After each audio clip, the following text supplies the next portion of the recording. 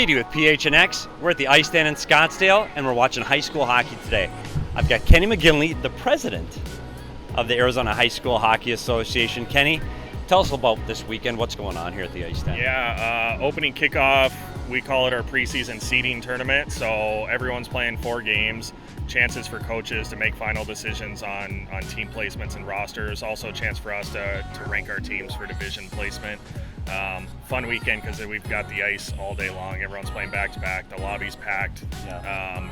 Multiple games in a day. Just fun environment here, and everyone's been anxious to play some competitive games. It was a long off season. They're anxious to get back out there and play. How many teams do you have playing here in Scottsdale this weekend? This weekend we've got 13 of our 40 teams playing. The rest will play next weekend. We've got 3 days, Friday night, Saturday, Sunday next weekend, same thing. How many kids do you have playing in high school hockey this year? Tell us about, I know we talked about the registration process and getting kids signed up. Tell me what it was like over the summertime getting kids into the High School Hockey Association. It's a bit of a chaotic period. We sell out rather quick these days. The demand is high, which is a compliment, but it creates chaos. We have just shy of 770 players this year across 40 teams, Tucson, Flagstaff, and all around the Phoenix area.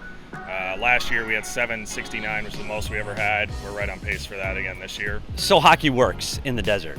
I mean, it's never been stronger here right now.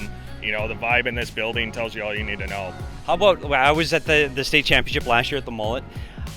Are there plans to do something like that again this year? Oh yeah, we've already met with Mullet.